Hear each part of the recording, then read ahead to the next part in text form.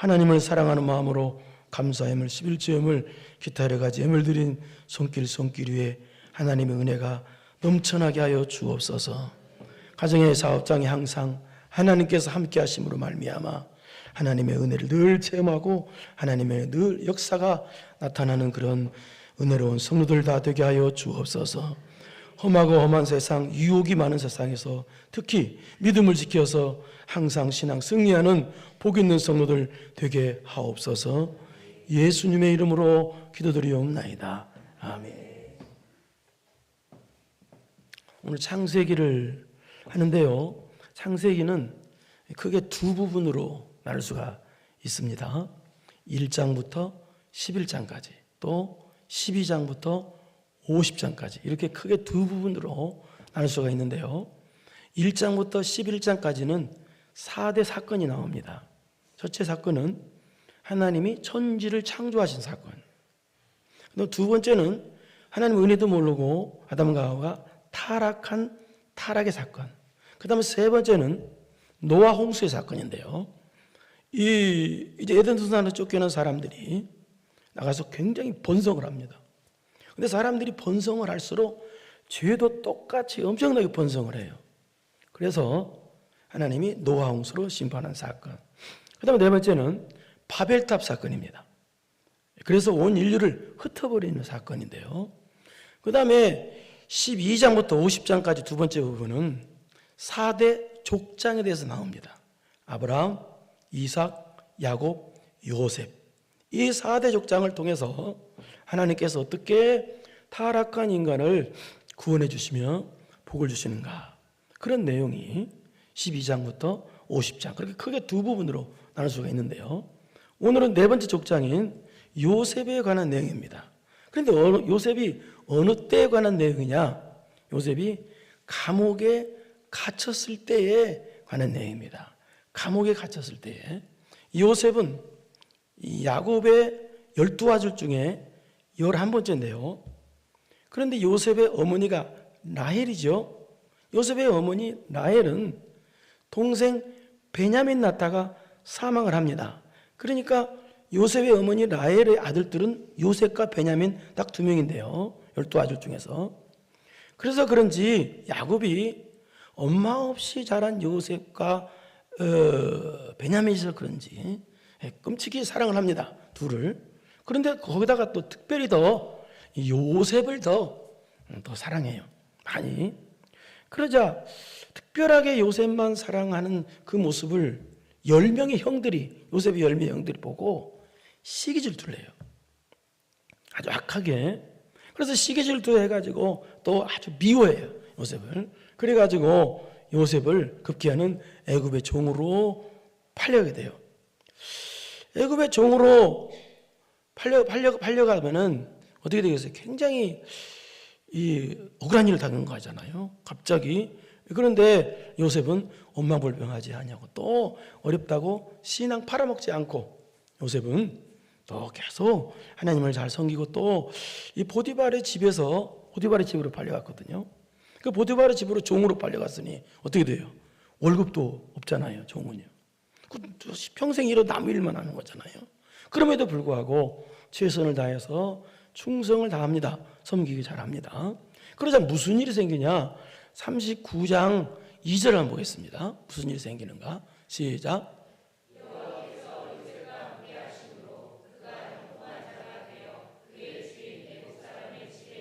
네, 그 애굽의 보디발의 집에서 종살이 하는데 하나님이 요셉과 함께하는 사람이 됐대요, 종살이 하는데도.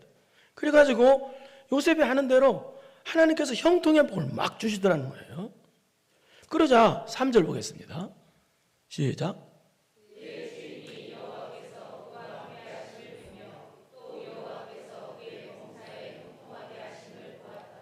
그래서 그 보디발 주인이, 보디발 장군이 그 모습을 보고, 또 그 집 사람들이 보고, 아, 저희 종 요셉은 하나님이 함께하는 사람이구나, 하나님이 함께 하셔서 하나님이 요셉을 저렇게 형통하게 하는구나 라는 것을 보았다는 거예요. 그 정도로 했다는 거예요.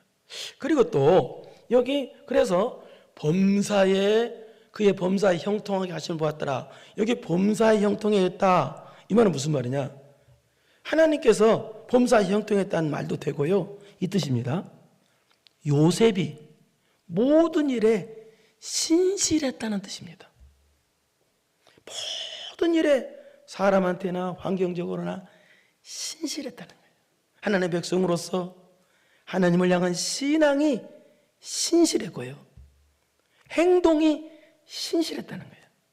그래서 그 신실함 위에 하나님의 특별한 복이 임했다.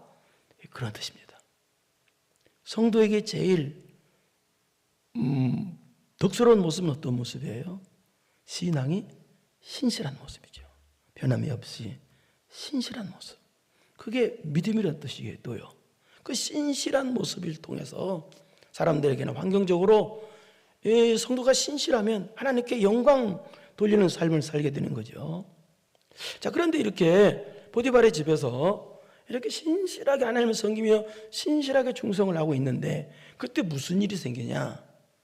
보디발의 아내가, 쉽게 말하면 집주인 보디발의 음란막이 붙은 아내가 요셉을 엄청나게 유혹을 합니다.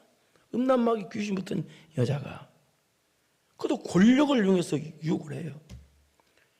그런데 요셉은요, 그걸 다 거절합니다. 유혹을 이겨버립니다. 그런데 억울하게요, 그 요셉의 그 음란막이 걸린 보디발의 아내의 그 음란 그 유혹을 이기는 것 때문에 또 어떻게 되느냐? 요셉이 감옥에 갇히게 돼요. 이거 대단히 억울한 일이죠. 보통 억울한 일이 아니에요. 보통 그 사람 같으면 어떻게 하겠어요? 형을 일을 갈 거예요. 형들이 나를 팔아 종으로 팔았지 하고 형들을 원망하고, 또 이 보디발의 아내를 일을 가면서 너 두고 보자 하고, 보통 사람 같으면 원망했을 거예요. 아마 원망하면 울고 보고 난리 났을 거예요. 그런데 요셉은 그러지 않았습니다. 되게 사람들이 요셉과 같은 그런 아주 절박한 어려움이 닥치면요, 두 가지를 원망한다고 그래요. 두 가지. 하나님을 향해서, 사람을 향해서. 근데 요셉은요, 두 가지 원망하지 않았어요. 특히 자기를 종으로 바라보는 형들을 향해서 원망하지 않았어요. 또 보디발의 아내, 음란막에 들린 이 보디발의 아내 때문에 감옥에 갇혔잖아요. 그것 때문에 원망. 그러니까 요셉은요, 사람을 원망하지 않았어요. 사람을 원망해 주잖아요, 그런 사람들. 두 번째는 요셉은요, 하나님을 원망하지 않았어요. 내가 이렇게 교회에서 충성을 다하는데 왜 나만 이런 어려움이 생기냐 하고 하나님을 원망하지 않았어요. 멋있는 사람이죠. 그래서 하나님을 원망하지 아니하고 사람을 원망하지 아니하고 감옥 안에 들어갔는데도 불구하고, 그래서 최선을 다해서 감옥 안에서도 섬깁니다. 그러자 무슨 일이 생기느냐? 39장 23절 보겠습니다. 감옥 안에서 시작. 한수장.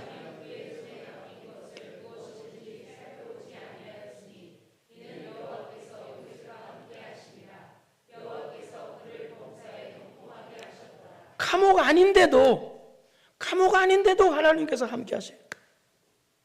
그래서 감옥 안에서도 하나님께서 형통의 복을 막 주시더라는 거예요.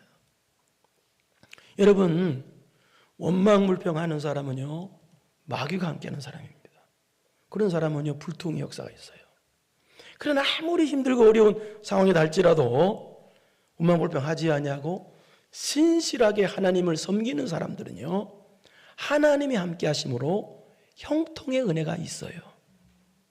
그런데 여러분요, 왜 우리 성도들은 원망불평하면 안 될까요? 요셉과 같은 일이 생겼으면 누구든지 원망해야 돼요. 그런데 우리 성도들은 왜 원망하면 안 될까요? 그 이유가요, 여러분 질문으로 답을 하겠습니다. 여러분, 요셉을요, 애굽의 종으로 팔려오게 한 것이 누굽니까? 하나님이에요. 그렇다면 요셉을 감옥에 가두게 하신 것은 누굽니까? 하나님이에요. 믿음없는 사람이나 안 믿는 사람들은 이 말을 이해를 못할 거예요. 그러나 하나님이 하셨어요. 왠지 아세요? 하나님께서 요셉을 애굽의 총리로 만드셔서 아버지 야곱과 그의 식구들을 애굽의 총리가 됐기 때문에 그걸 인해서 애굽의 고센 땅으로 이주하게 하셔서 아브라함에게 약속하신 400년 동안 애굽에 살게 만드셔서 또 종살이하게 만드셔서 또 출애굽하게 만드셔서 아브라함에게 약속하신 가나안 땅을 주시려고 미리 하나님께서 요셉을 종으로 팔려오게 하셨고 감옥에 가둬지게 하나님께서 하셨어요. 그렇기 때문에요, 우리 성도들은 모든 것이 합력하여 선을 이루고 하나님의 섭리 가운데 저와 여러분이 있기 때문에요, 어떤 상황에 처한다 할지라도 하나님을 원망하거나 사람을 원망해서는 안 된다는 것입니다. 이해합니까? 독도 아름다운 교처럼 이해를 못 하시네요. 하나님이 하신 거예요. 사람이 한 게 아니에요. 그래서 이제 감옥 안에 이제 갇혀 있을 때, 지금 현재 감옥 안에 갇혀 있죠. 갇혀 있을 때 무슨 일이 일어나느냐? 1절을 보겠습니다. 1절을 시작.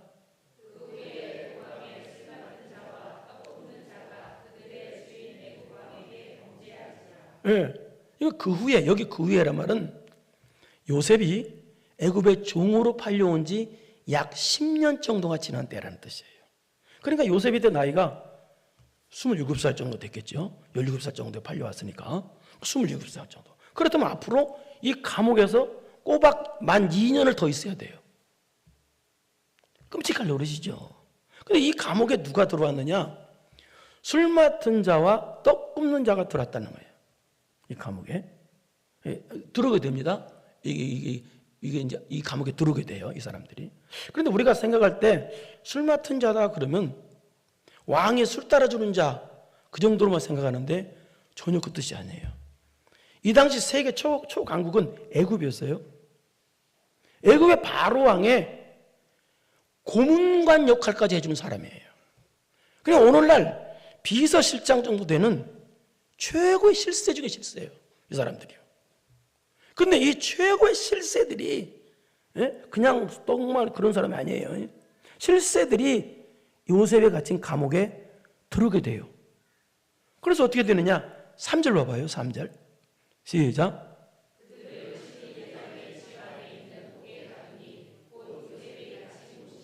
요셉이 보디발 그 집에 보디발이 친위대장, 이 보디발 집에 감옥까지 있어.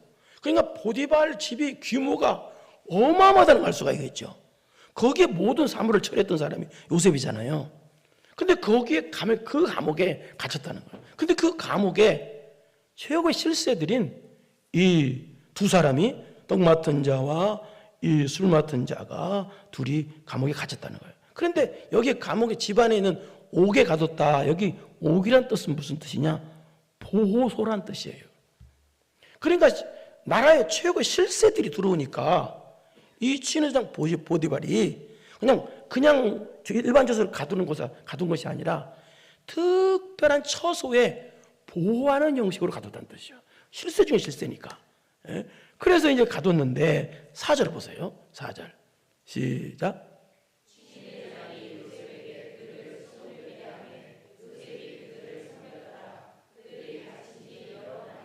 네. 간수장이 아니고 친위대장, 그 집 주인인 친위대장이 직접 요셉에게 찾아와가지고 이번에는 그들을 수종들게 했더라. 네? 함께하게 만들었다는 거예요. 그러니까 여기를 보면 어때요? 비록 이 보디발의, 이게 친위대장이 보디발이에요. 이 보디발의 아내가 거짓말로 고발을 해가지고 요셉을 친위대장이 가뒀잖아요. 요셉을 보디발이 가둔 거예요. 요셉을 가뒀지만, 그러나 보디발은 어떤 사람이에요?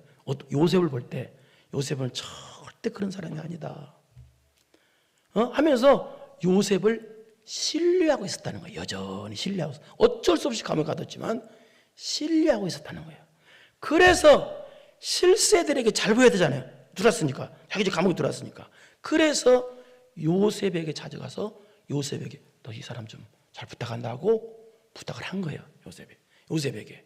그만큼 요셉을 신뢰하고 있었다는 거예요. 보디발이. 그런데 또 반대로 요셉의 입장에서는요, 이 보디발은 자기를 가둔 사람이야.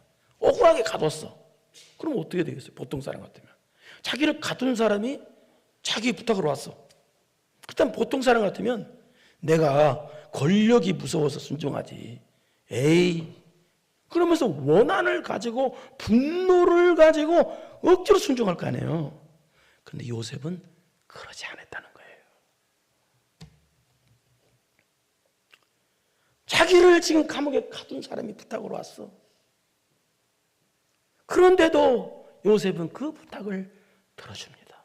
순종하면서 그들을 어떻게 수종들게 하며 부탁하니까 요셉이 그들을 섬겼더라. 그들이 갇힌 자 여러 날이라 섬겼다는 거예요. 순종하고. 근데 여러 날 섬겼대요. 근데 여기 섬겼다는 뜻은 무슨 말이냐? 이 뜻입니다. 섬겼다는 뜻은 하나님을 우리가 모든 정성을 다해서 우리가 하나님을 섬기잖아요. 그렇죠? 모든 힘을 그렇게 하듯이 온 정성을 다해서 이 사람들을 섬겼다는 거예요. 놀라운 사실입니다. 온전 하나님 섬기듯이 이 요셉이요, 하나님 섬기듯이 이 두 사람들을 하나님 섬기듯이 이렇게 섬겼대요.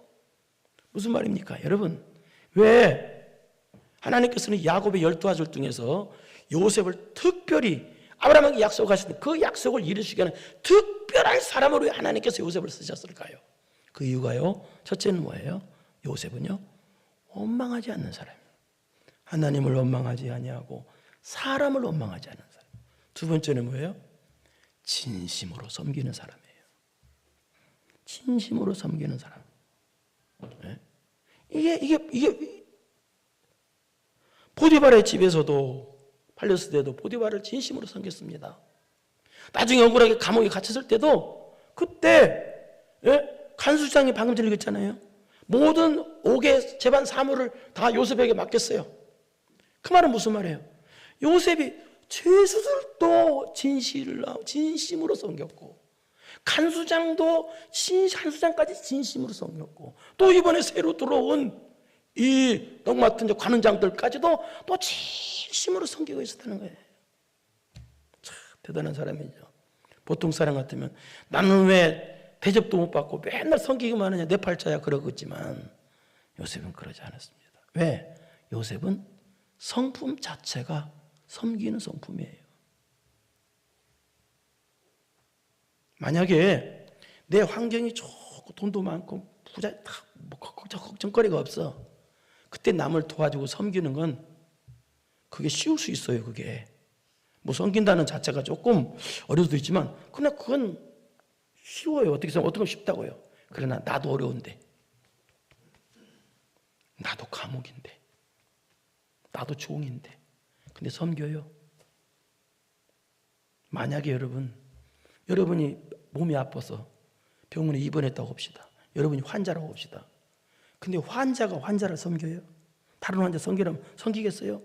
어려운 거예요. 요셉은 지금 감옥에 있으면서도 다른 사람을 섬겨요. 그것도 진심으로. 여러분, 예수님은 왜 이 땅에 오셨어요? 우리 마가복음 10장 45절을 보겠습니다. 왜 오셨는지 시작.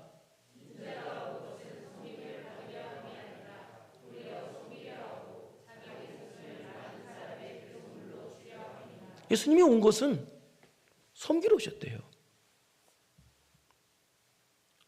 대부분의 사람들은요, 대접받으려고 하죠. 그래서 교회 와서 나를 왜 대접 안 해줘? 내가 누군데? 그러는 경우가 있거든요. 그래서 식당에 가도 어때요? 대접 안 해주면 기분 나빠하잖아요. 다 대접받기를 원하거든요. 근데 예수님은요, 섬기러 오셨대요. 우리도 교회를 섬기러 나오는 거예요. 여러분, 목사한테 대접받고 싶어 나왔어요? 아니란 말이에요. 어떻게 섬겨야 돼요? 하나님을 섬기듯이 요셉처럼 진심으로 섬겨야 돼요. 그런데 그래서 이제 요셉이 이렇게 이 두 사람을 진심으로 섬기고 다 섬기고 있는데 무슨 일이 생기느냐? 5절을 보겠습니다. 5절 시작.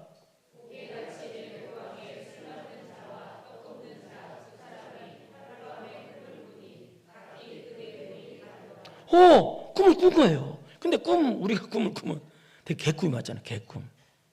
근데 이 사람들이 꾼 꿈은 보통 꿈이 아니에요. 막 근심할 정도로 이게 뭔가. 여러분도 하나님이 꾸게 하는 꿈이 있잖아요. 그런 꿈 보면 어때요? 아주 굉장히 고민이 될 때가 있잖아요. 근데 이게 보통 꿈이 아니야. 고민이 될 정도로. 이것도 하나님께서 요셉을 애굽의 총리로 만드시려고 꿈꾸게 하신 거예요. 이 사람들에게. 하나님께서 하신 거예요. 그래서 근심하고 있었던 거예요. 이게 무슨 꿈인가? 두 사람 동시에 꿨는데 내용은 다른데 하나님께서 꿈꾸니까 이게 보통 꿈이 아니야. 그래서 고민을 하고 있어요. 근데 아침에 6절 보세요. 그래서 고민하고 있을 때 시작.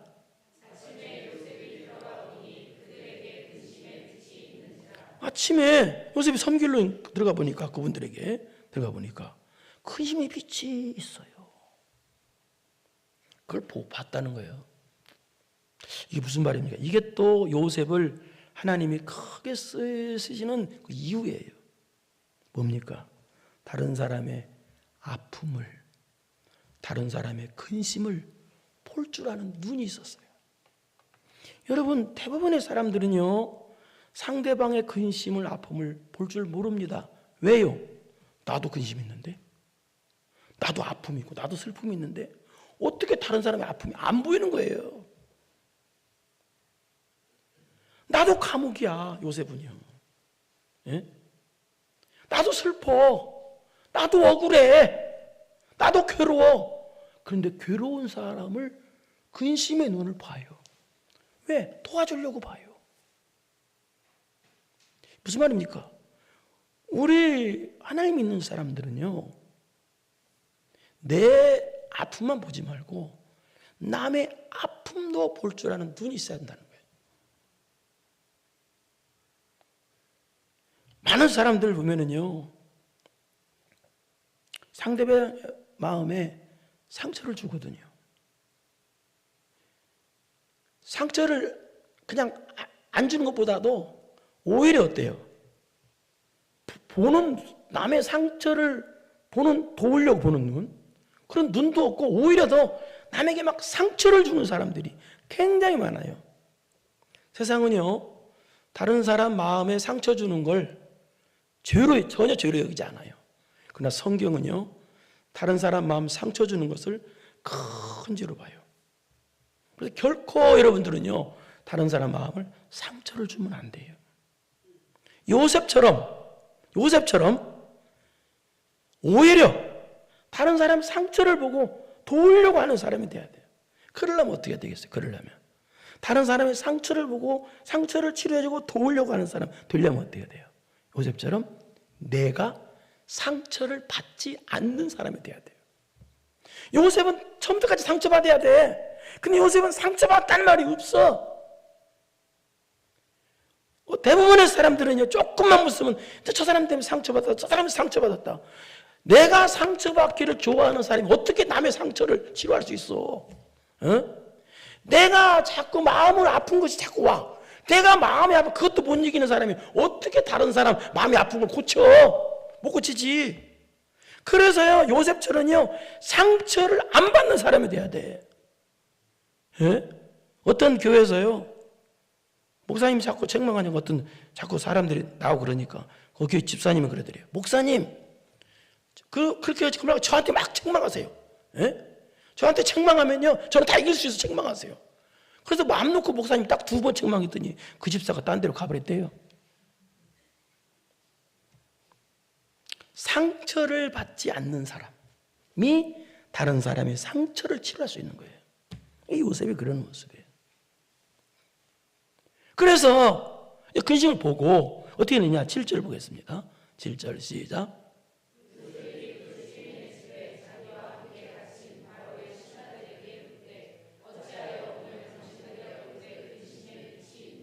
그래서 요셉이 조심스럽게 물어본 거예요. 얼굴이 근심이 걱정이 있는데 무슨 밤새 속상한 일이 있습니까? 하고 조심스럽게 물어봤다는 거예요, 요셉이. 그러자 이 두 사람이 대답하기를 8절. 시작.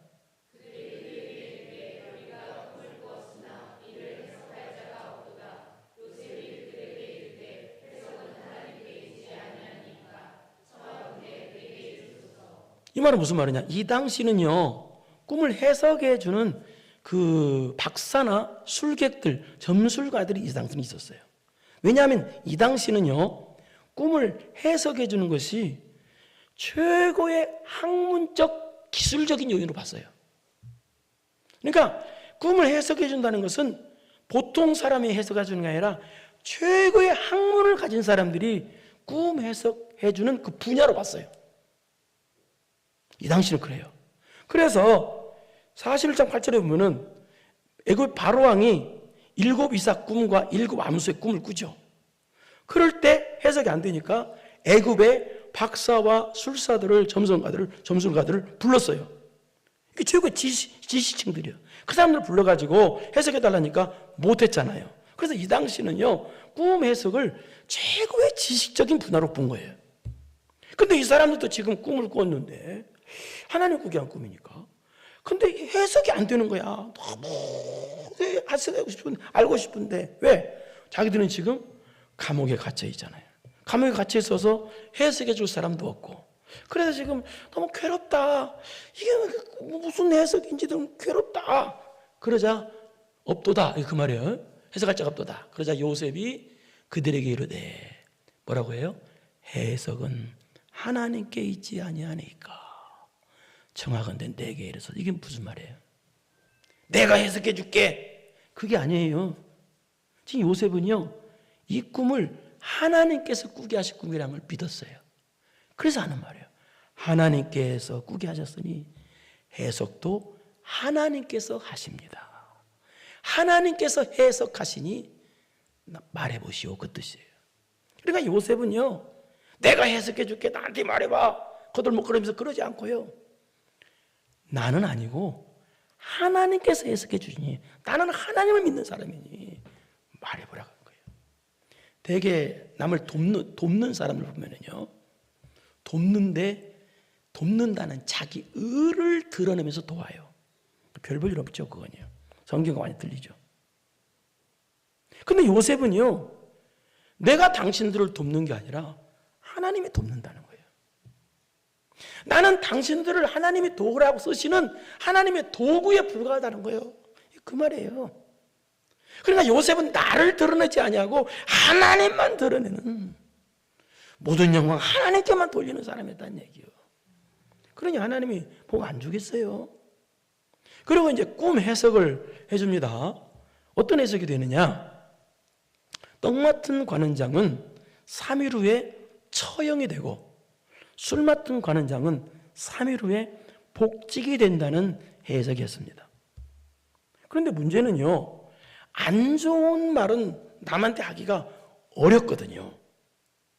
그런데 요셉은요, 안 좋은 말도 하나님의 뜻이고 하나님의 말씀이기 때문에 담대히 떡 맡은 관원장에게 말해준 겁니다.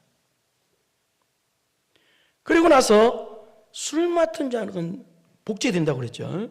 그 해석을 해주고 나서 요셉이 이 술 맡은 관원장에게 뭐라고 하는지 우리 14절 보겠습니다. 해석해주고 나서 시작.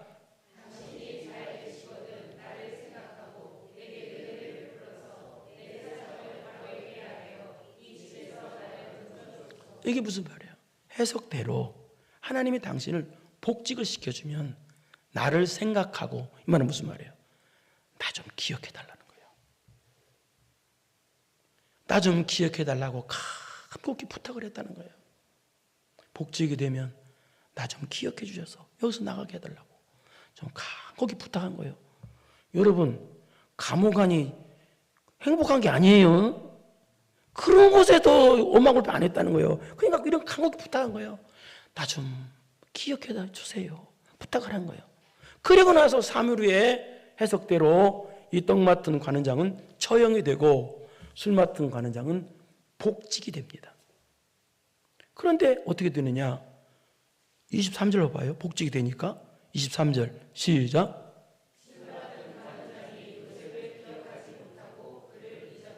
무슨 말이에요? 이 술 맡은 관원장이 바로의 생일날 복직이 됩니다. 그래서 너무너무 기뻐서 그러는지 요셉이 부탁한 그 간곡한 부탁을 새카맣게 잊어버렸다는 뜻이에요. 요셉도 잊어버렸어요. 무려 몇 년 동안? 2년 동안이나요. 이것도 누가 하신 거예요? 하나님께서 하신 거예요. 왜요?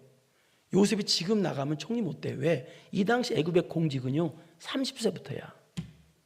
2년 더 있어야 돼.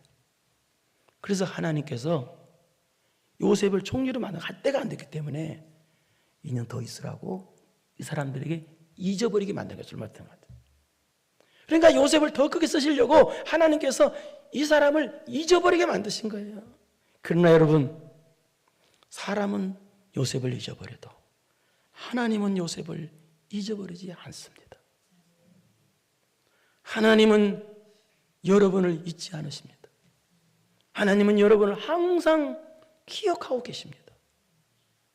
옛날에 제가 젊었을 때요, 어떤 선배 목사님 사모님이 저한테 그러더라고요. 목사님, 우리 목사님이 김창규 목사님을 기억하고 계셔요. 그때 선배 목사님 사모님이 한 말인데도 불구하고 굉장히 기분이 좋았어요. 그때요. 여러분, 사람이 나를 인정해서 기억해 준다는 그 말 들어도 기분이 좋은데 하물며 하나님께서 여러분을 인정하셔서 기억해 주신다는 것은 보통 은혜가 아닙니다. 그게 누구예요? 요셉과 같은 사람이요. 원망하지 않고 또 매사에 신실하고 진심으로 하나님을 섬기고 교회를 섬기고 성도들을 섬기고 내가 상처받지 않는 사람이 되어서 다른 사람 상처를 치유할 수 있는 건강한 믿음의 사람이 되고 나를 드러내지 아니하고 하나님만 드러내는. 그럼 어떻게 되겠어요? 그러면요, 하나님이 얼마나 그 사람을 인정하겠어요? 하나님이 얼마나 그 사람을 복으로 기억해 주시겠어요? 여러분, 이런 분들 여러분 다 되어서요, 하나님께 인정받고 하나님께서 복으로 여러분을 기억해 주시는 여러분이 되어서 하나님께서 주신 복이 현실이 되는 2020년도가 되기를 축원합니다. 걸어가시고 내려오신 아버지 하나님 감사합니다. 하나님께서 인정해 주셔서 복으로 기억해 주시는 성도가 되기를 원합니다. 그래서 우리 모두는 다 2026년도에 하나님의 복으로 기억해 주신 대로 그 복이 현실로 나타내는 은혜가 있는 성도들 다 되게 하여 주옵소서. 구원은 한 것 하나도 없어도 공짜로 은혜로 믿음으로 받으나 이 땅에서 복과 상급은 행한 대로 받사오니 신앙의 행위가 있어야 되니 오늘 본문에 배운 대로 이런 요셉 같은 이런 신앙의 행위가 있어서 2026년도에는 놀라운 복의 주인공 또 천국에서는 상급의 주인공들 다 되게 하여 주옵소서. 예수님의 이름으로 기도드리옵나이다. 아멘. 이제는 우리 구주 예수 그리스도의 은혜와 전능하신 하나님 아버지의 무한하신 사랑하심과 성령님의 교통교제 감동 감화심이 하나님이 복으로 기억되는 성도 되기로 마음 깊이 결단하고 돌아가는 사랑으로 사랑하는 성도들 머리머리 위에 이제로부터 영원토록 함께 있을지어다. 아멘.